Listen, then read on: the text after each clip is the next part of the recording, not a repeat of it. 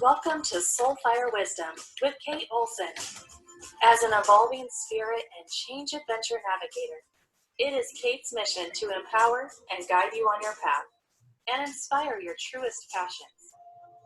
She will encourage you to share your gifts, speak your truth, and ignite your inner wisdom and purpose. She hopes to do so with a little humor and grace and her own soulfire passion. Kate talks with amazing guests who have embraced the pursuit and are fanning the flames of their own passion, purpose, and soulfire wisdom. Now here's your host, Kate. Good afternoon. So today is Totally Awesome, Try Something New and Talk About It Tuesday. So what I tried this week was, you don't always have to try something big. Sometimes you can just make little changes, and they actually say that that's the best way to make lasting changes. So I made two little changes this week. I've been trying to get off of my allergy sinus over-the-counter medication that I take because the last time I went to the doctor, my blood pressure was a little bit elevated, and I guess those over-the-counter medications, tend to elevate your blood pressure. So I totally went off of it, but then I have the problem of congestion. So I've been looking at different ways that you can, help deal with that. And so I tried putting eucalyptus in the shower, and I found out it worked really well. In fact, I would say, have some Kleenex really handy so that you can use that. And then the other thing I did was I take quite a few different supplements, and they all come in those little plastic encased capsules, or a lot of them do. And I decided, I don't know if it's actually plastic. Sometimes it's some other kind of veggie gel or something, but anyway, I decided I would open all of those up and put them in my green drink that I have every day.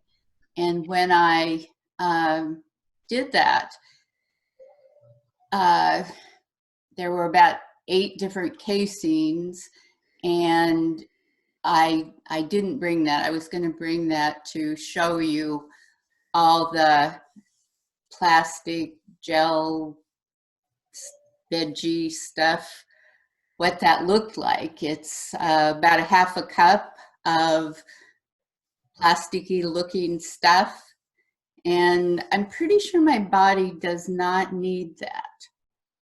So I think it's a positive change. I just would tell you, make sure you don't do that on an empty stomach. So 2 good changes, I think, this week.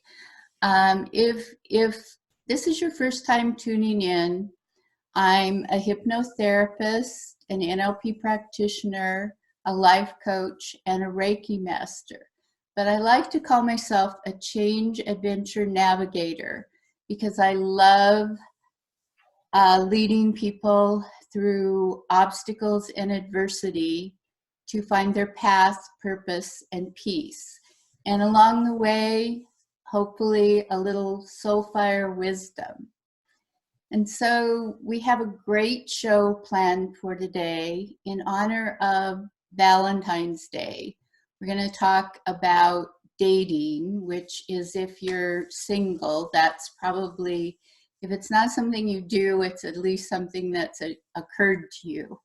So my guest is Lisa Lee, and Lisa is the owner of a luxury boutique real estate brokerage in Camas, Washington, which is a small town down near Vancouver and Portland, near the Washington-Oregon border.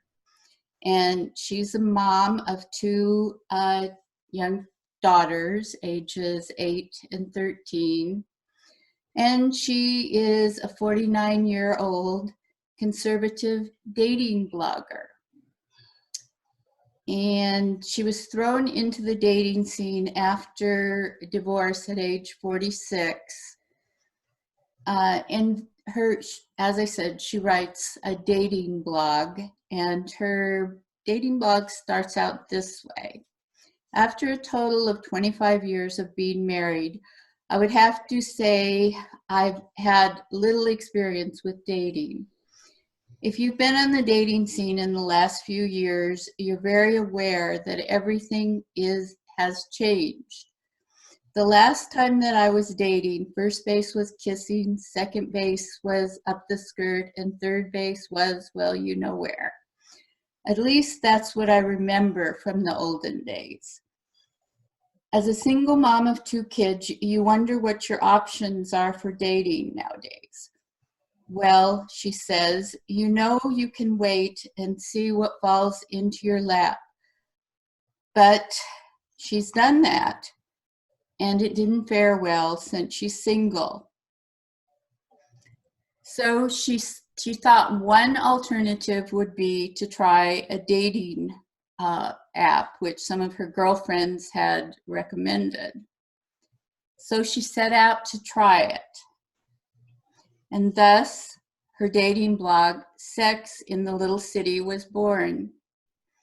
When she isn't dating or writing her blog, Lisa loves to cook and spend time with her daughters. So now I'm going to introduce Lisa, and we're going to talk a little bit about her experience. Hi, Lisa. Hi, How are you today? I'm great. So, could you tell us a little bit more about your background and, you know, how you actually got started with your dating adventure? Yes. So I was married for 13 years, and that relationship didn't work out. I promised myself that the next one I was going to choose better and that it was going to definitely work out. I was married for almost 13 years the second time, and it did not work out. And that is who I had my 2 children now with. My first husband I had no children with. So, anyway, after about 25, 26 years of marriage, I found myself single, and I wasn't sure what to do with that. I just never really have dated. Okay. So, why did you start writing the blog about your dating? I mean, a lot of people try dating and you know, they don't write about it. Yeah. So I think that when I first started dating, I think that I was probably at the lowest point in my life. But I really didn't know what to do without my kids. At that, I had never spent one day without my children for the 10 years. My oldest daughter at the time was 10, and I was 46, and I had never spent one night without them. And so I wasn't sure what to do with myself. And my girlfriends talked me into getting on a dating app, which I had never even seen one at that point. So they got me on and showed me how to swipe left, swipe right. I went on my first date. I was really nervous and scared. And of course, I still had a lot of damage and a lot of, I shouldn't have probably been dating, but I just needed to fill that void and fill that time that I didn't have with my children. And so anyway, I started dating, and I went on 2 dates. They were not good dates. I got off the app. I got back on the app later and went on a date that was a really bad date. And when I got home, I was so depressed, and I thought, this is going to be my life. And I had to find a silver lining in it. And when I started thinking, when I came home, I just, it was so depressing. But yet I thought to myself, um, I just have to, I kind of started looking at it as like a joke almost, because it was such a bad date. And I was like, everybody needs to hear about this horrible date. And they really need to know. If people don't know what it's like to date, they need to know. And I started thinking about all my friends going through divorce and thinking, wow, I really would like for them to know that they should really try to save their marriage. Um, or I just had all these ideas in my head, but mainly it was because it was like, somebody needs to hear this. People need to hear about this crazy date. And so I just wrote it and I just put it on Facebook. And it was cathartic for me. Mm-hmm. Yeah.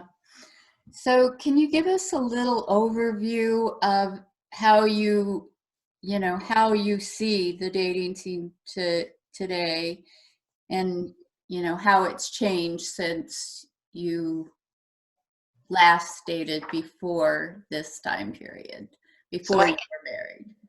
I can barely remember that time. But so I think the dating has changed so much. Women are a lot more aggressive, I think, in what they want, which is good and bad in certain ways. Of course, and you said it, I write a dating blog that's a conservative dating blog. So I feel like a lot of the women present themselves differently than they used to. A lot of the men are more forthright in what they want as well. I find that more men are not looking for somebody to settle down with, which makes it really hard, because I really believe in what I've seen and heard from dating today. A lot of women do want to settle down and they want to find that, but unfortunately a lot of men don't. And so they feel like they're pushed into this, they feel like they have to settle. That's what I feel like when I talk to a lot of women, that's what they feel like. Okay. So, do you write about every man you date, or do you have guidelines for that? I do have guidelines. I don't write about every man I date. Nobody really knows. None of the men know that I write about them. I'm not trying to trick them or go on dates just to write about them. I'm actually going on dates to find the love of my life. But when I write about good dates, bad dates, I have rules. I don't show any pictures of men. I do have one picture of a man that I dated for a long time with his permission, but I don't have any pictures of anything like that. Like, I'll take a picture of my food or a glass of wine and talk about the date. I don't use any real names at all. I don't even use my real name on the dating app. I use a fake name, just because I don't want, I have a business and children, so I just try to protect myself in that way as well. Because you meet a lot of people out there and you don't really, some present themselves as a one person, but they're not. So you really have to be careful in that regard as a woman, and a man. So did that answer your question? Yes, somewhat. Okay. Yeah, I saw. there's a lot to dating, and I know. I didn't expect you to be able to, really talk about everything in one question. Yeah. So I've heard a lot about your 30 rules. Can you tell us some of the rules and why you feel you need rules? Yeah, a lot of men, I told a couple men that I've dated that I have rules. And it's funny to see them and how triggered they are by that. I don't think they understand what the rules mean. So I kind of explain what it is, and I'll explain it to you. So a few of my rules that I think are really important is, don't go to somebody else's house. I just don't, some people do. I don't judge people if they want to do that. But I personally put that down as one of my rules, that I won't go to somebody else's house. I don't know who the person is. I haven't done a background check on them, and I don't know if I would be safe or not. Another rule is that if I ever go out and have a drink with a person that I have never dated before, or even have dated several times, I don't leave my drink on the table and walk away. There's been a lot of women that tell me that they have a bad situation in regards to that. So I never go to the bathroom and leave my drink. I never, if I go to a restaurant or a bar, a lot of times the man will ask me, do you want me to order your drink before you get there to have it waiting for you? And I tell them no. So you just got to be careful about things like that. Let me think of a few other rules here. I guess I don't get in a car with a man. I don't go to a second location with a man. I date men, just so you know. Make that clear. So yeah, it's just really safety rules that I feel like I have a 4-year degree in law enforcement, so I feel like I just try to take that, those teachings and implement it into dating. I think that they're just very good basic rules. Yeah, I think you have to be safe, and you can't really make any assumptions. You know, you have to really ask the questions. Yeah, I agree. So, in the dating scene, we usually endeavor to, we take it seriously. It's for connection, social engagement, and as you said, the goal of many people is finding a long-term relationship and sometimes, the one that you're going to spend the rest of your life with, hopefully. Absolutely. So it is a complex ritual. However, there's a lighter side, and that's actually why I noticed your blog, is because you seem to be able to balance between your very serious objective and taking a little lighter view of it. So what is the funniest situation or encounter that you've had while you've been writing your blog? I think that I try to find the lighter side to the dating, but one that I can think of, which was the first date I ever went on. It wasn't the first blog I ever wrote, but it was the first date that I ever went on. And I didn't think it was really that funny, but it was really, I've been in some really weird situations, and you have to look at it as being funny later. Yes. But I dated this one guy, and I was in Portland, and we have a MAX train here. And we have one area that is predominantly very sketchy. You don't want to be alone in that area, especially as a woman at night. And he had taken me around, and we had walked around at a farmer's market. And we had went to a bar, and he had several drinks. And this was before noon. And I could not get him to stop. And anyway, by the time that we started walking around, he was completely drunk, and it had to have been 1 o'clock. And so he took me down to that MAX area, and he said, as I was getting on the train with him, he backed out of the train, and I got on, and he said, I'll meet you, and I'll run to the next stop and meet you. And I was like, what is he doing? It was so weird.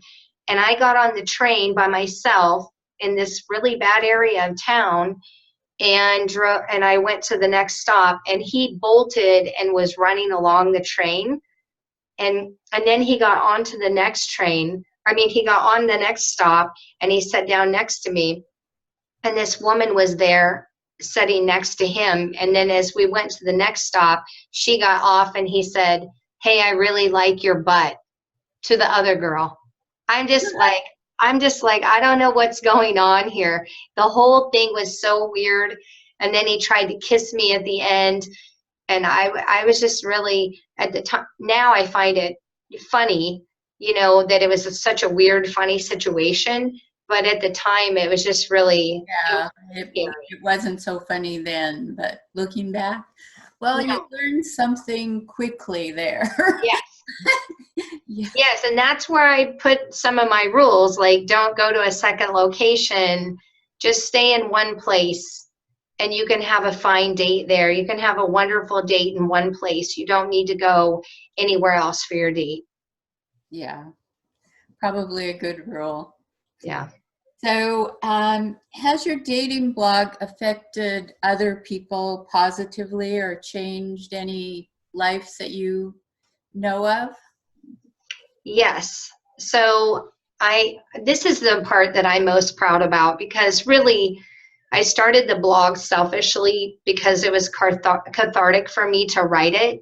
And it just got a lot of emotions out and feelings out within the blog.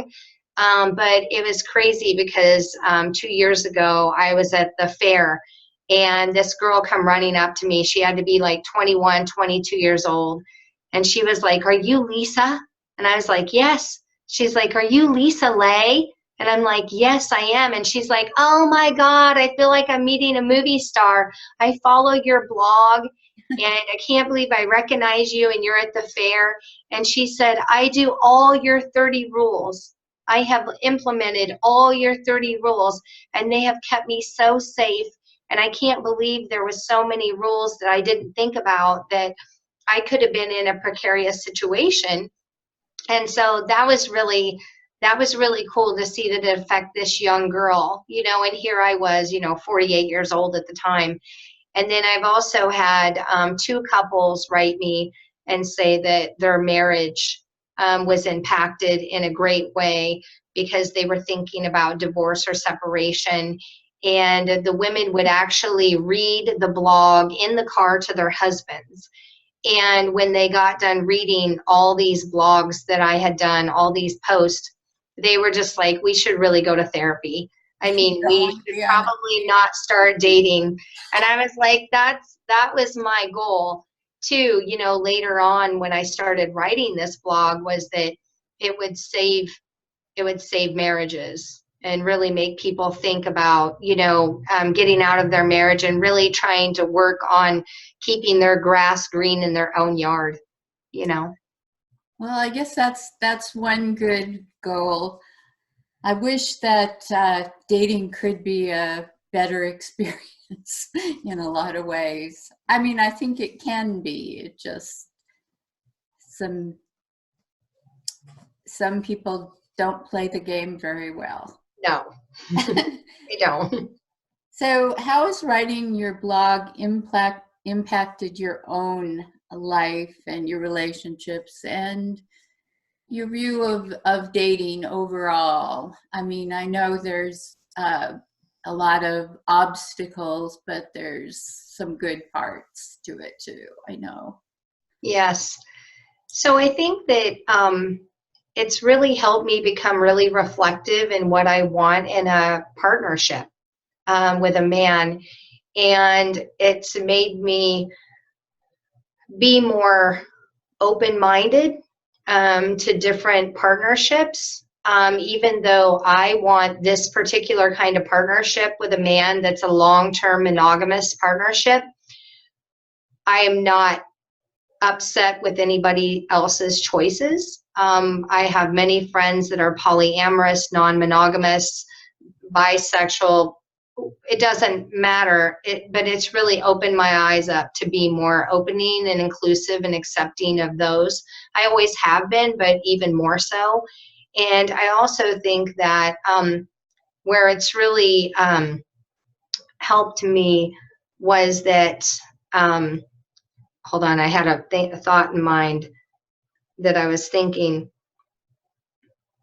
that, Maybe it's really made me hone in on exactly what I want in a man. That's what it's helped me do. So I just brought this out on the blog, that I set up a system so that I didn't get rose-colored glasses. because the two men that I had long-term relationships with in my life, I picked in a hurry, and I wasn't in a good place in my life. And so it's really made me want to work on myself to be a better woman for my partner, and to really be very self-aware and healthy emotionally, mentally, and physically. And it's also just made me come up with this rating system from like 1 to 10, 10 being the best, 1 being the worst, and saying, okay, and then basically the rating system has different categories. And so it helps me not have rose-colored glasses, because I can find a man that I might be really attracted to, but they don't have it going on in other areas of their life. And so in the categories, I say, okay, I can accept a 5 on that. I don't have to have a millionaire man. You know what I mean? I just want them to be a hard worker. It could be a blue collar worker, white collar worker. I just want them to be a hard worker, or at least equivalent to me. So that's what's really opened my eyes, is to that rating system, and to just, I think every man and woman should do that, so that we don't settle for less than what we're worth. Yes, and I think I'm not sure what your history is, why you were in a hurry, or why you made the prior choices that you did. And with 13-year marriages, I'm not sure you can say they were bad. But what I tell clients when they come in and they've had a breakup of a relationship, and they're, wanting usually right away to find another relationship, and they're especially focused on finding someone that is different from that person that they were in the relationship with, and doesn't do whatever it is that person did. What I tell them is, you can't work on whatever flaws another person had. Yeah. The only person you can work on is you. Yes. And so the way you're going to find the best person for you is becoming the best you. Yes. So you have, and that was personally for me, after I was divorced, what I learned that was most helpful to me was, whatever he did was really unimportant, other than, okay, I don't really want to make that choice again. Right. But it was the things that I might have done Mm-hmm. that I really need to, change and work on and Right. become better about. Yeah, I agree. So there are people who avoid dating. Wonder why. Even though they would like a relationship, because they are fearful of the trauma and the drama. And, do you feel this is a warranted fear, or how do you feel about that? Well, to be honest, I'd like to keep it positive, but I do think it's a warranted fear. I mean, I really do. I think that people need, our dating has changed so much out there. I think that people need to be careful with themselves. I think that it's not saying that you shouldn't get out there. I mean, I've been doing this for a couple years now. I think that you should just be honest, whether you are going with a matchmaker, and I'm using a matchmaker right now as well. So whatever site it is, just be honest with what you want. Continue to be honest with that person. But I think that you should get out there, because I've met so many women that are like, oh my gosh, you're so bold to get out there and do what you're doing.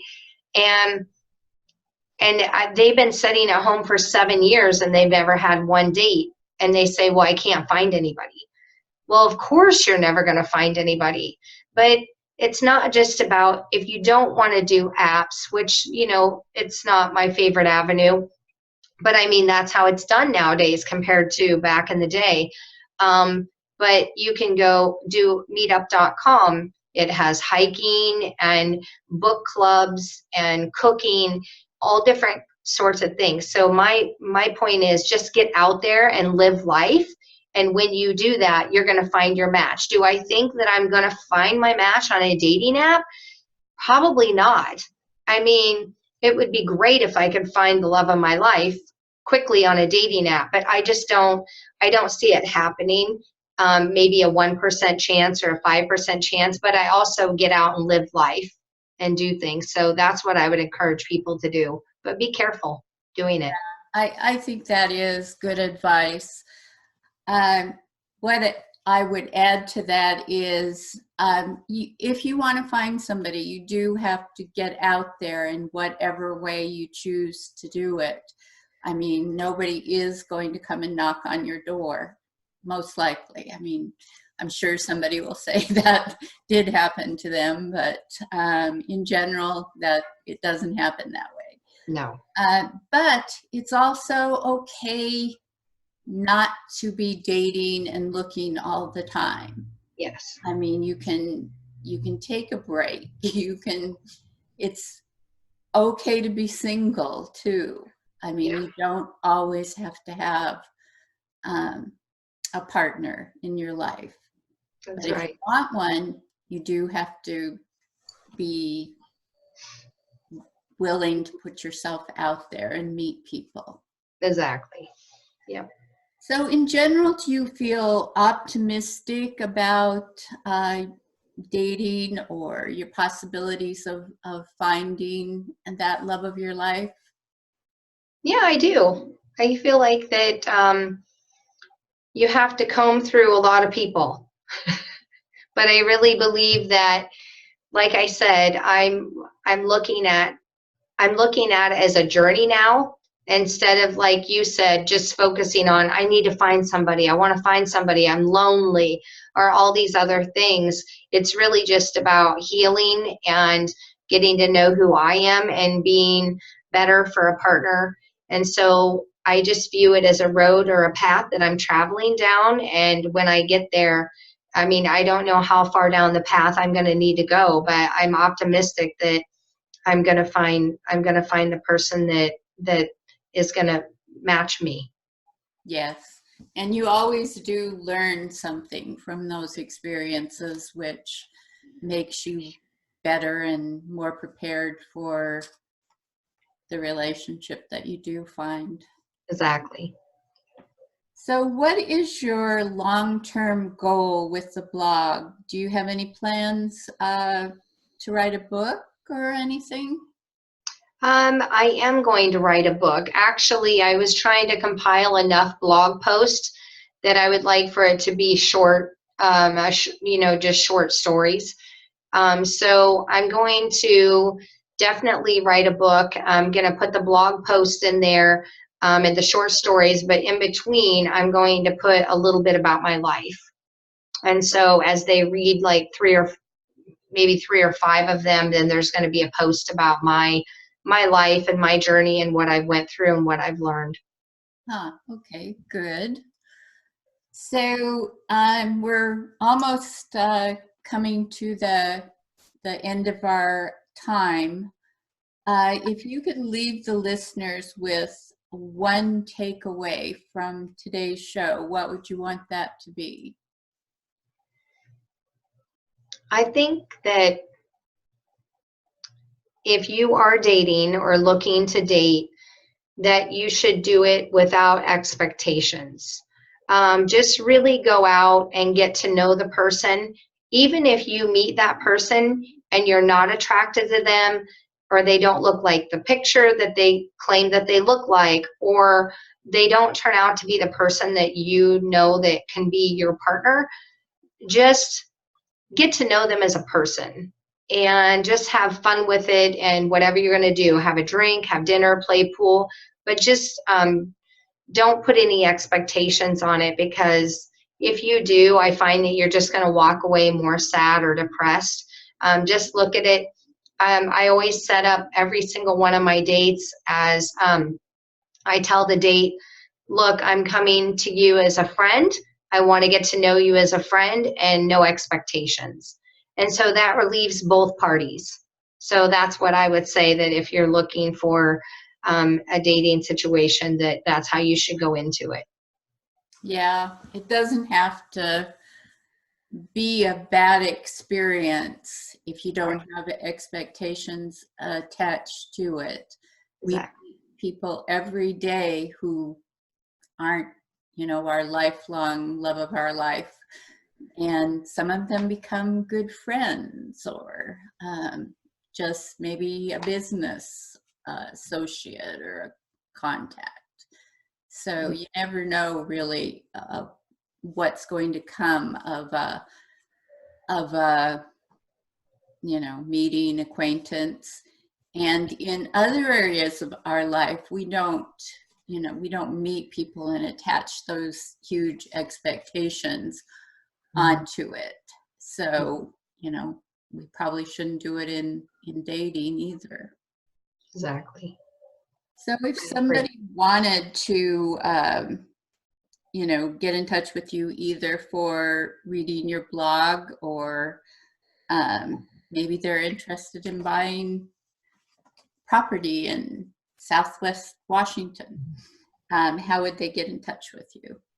So first of all, the blog is called lisalay.blog.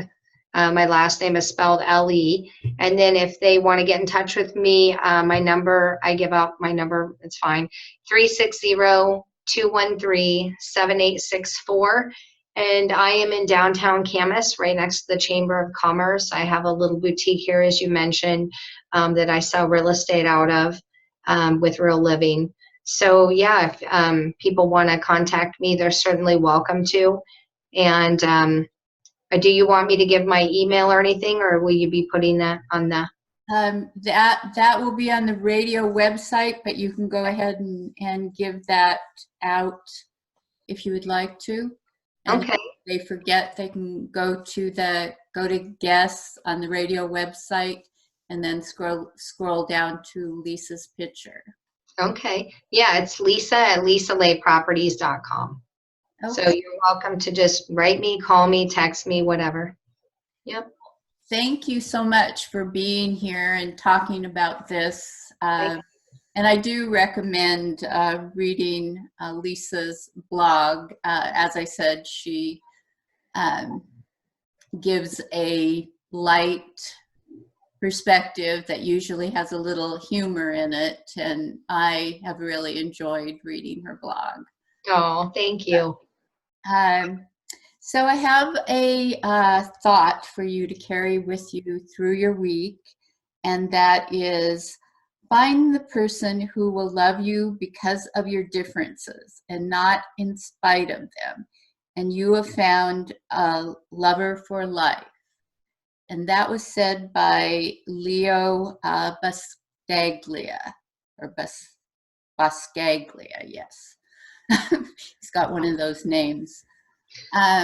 So I'd like to thank the listeners for tuning in today. We have another great show planned for next week.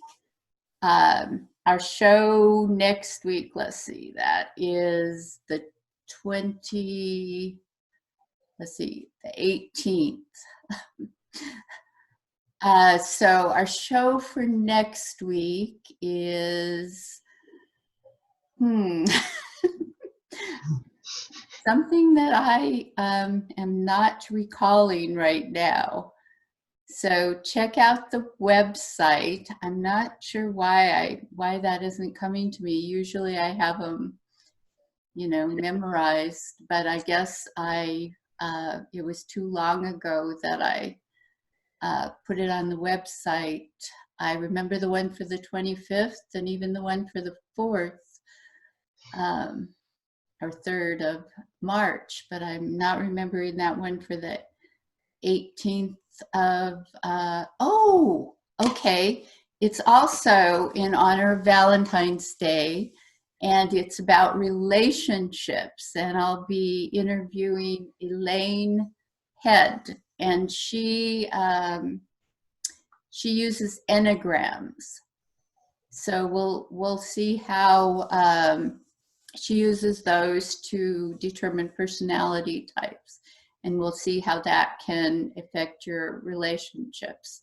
So I'm glad that I remembered that. And be sure to tune in. That's the 18th of February at 3 p.m. So I'm just going to say bye for now, and have a great Valentine's Day. Bye. Thank you, Bye. Kate. Thank you for listening to Soul Fire Wisdom with Kate Olson. We hope you enjoyed the show. If we made you laugh, brightened your day, or sparked a new thought, we have succeeded in our mission. Join us next time when we'll share more secrets and truths and all the magic of transformation that is the journey to Soul Fire Wisdom. Always remember, be fierce in the pursuit of what sets your soul on fire.